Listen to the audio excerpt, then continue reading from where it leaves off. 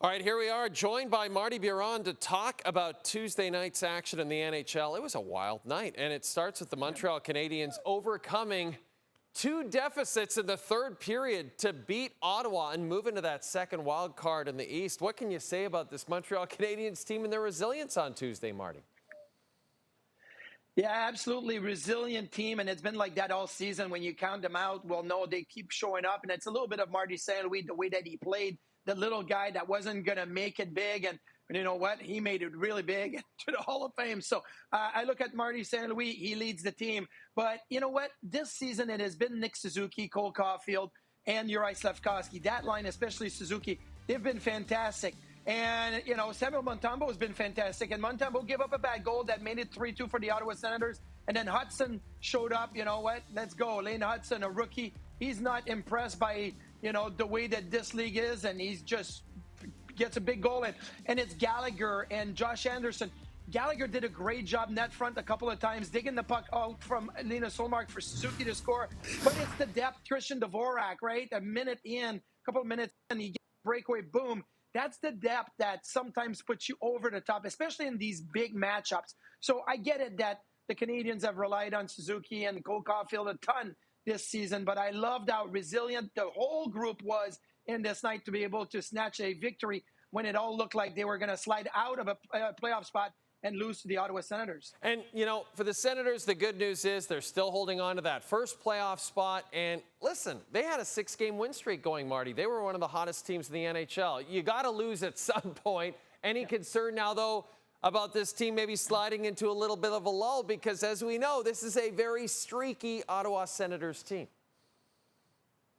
And Jay, my only concern is defensively. Even when they won 6 games in a row, 3 of those games, they gave up 3 goals, right? So defensively, are you going to tighten things up down the stretch when the games become really, really hard to play? So you look against the Montreal Canadiens. Yeah, I get there's 2 empty net goals, but you're up 3-2. You can't give up that 3rd goal. You can't give up the 4th goal. And that's as a team, taking bad penalties, allowing guys to stand in front of Linus Ullmark. Ullmark's been fantastic since coming back, you know, from the Four Nations face-off break and, you know, the injury, but as a team, you have to defend well. Ottawa can score, and they proved it throughout the 6-game winning streak, and they still proved it against the Canadiens. They got 3 goals. They were in the lead 3-2, but defensively, they have to tighten things up. So did they put some points in the bank, winning 6 in a row? Absolutely. Does it make it easier for them?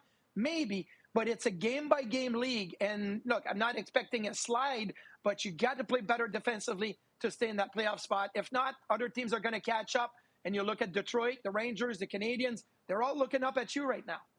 You know, we've been talking about the Edmonton Oilers a lot, Marty, since the Four Nations face-off break. They have not been great. Now, they got a couple of tight checking wins over the weekend in the New York area, but what they were really looking for is for people other than Draisaitl and McDavid to really explode offensively, and that's exactly what happened Tuesday night against Utah. First of all, is this exactly what this Oilers team needed? And are you surprised, Marty, that Utah was so flat? I mean, they're right in the wild card chase as well. Yeah, you get some bad games, and obviously the Oilers are going to make you look very, very bad if you allowed them to skate and get to the front of the net. But you mentioned Draisaitl has been the leading force, absolutely. But Connor McDavid only had 3 goals in his last 14, right? So you're looking at him getting a goal in this game, and the way that he did late in the period was awesome. Zach Hyman was injured, and now Zach Hyman comes back and has 2 goals and 1 assist. RNH, like that goal by RNH was awesome, but he had 0 goals in his last 10. So you need Ryan Nugent-Hopkins to step up. You need Zach Hyman to step up. Matthias Ekholm had missed 6 games, and he gets a goal and 2 assists. He gets 3 points. So everybody, just like Oprah, everybody gets 3 points. McDavid, Hyman, RNH, Matthias Ekholm, everybody joins in. But I will include McDavid in that conversation and saying he needs to score more. He's produced a ton of points, but he needs to score more. And then you see everybody kind of filing in and following his lead. So it's not just Draisaitl, McDavid, Hyman, RNH, Ekholm. They really stepped up in this one. And that other Alberta team, the Calgary Flames, going to Madison Square Garden, and they beat the Rangers. And Marty, they did not look good. The Calgary did not look good on Monday against the Toronto Maple Leafs. Mackenzie Weegar, you know, talked about this game Tuesday. He said, this is a must-win for us. What did you think about the way the Calgary defenseman backed up his words?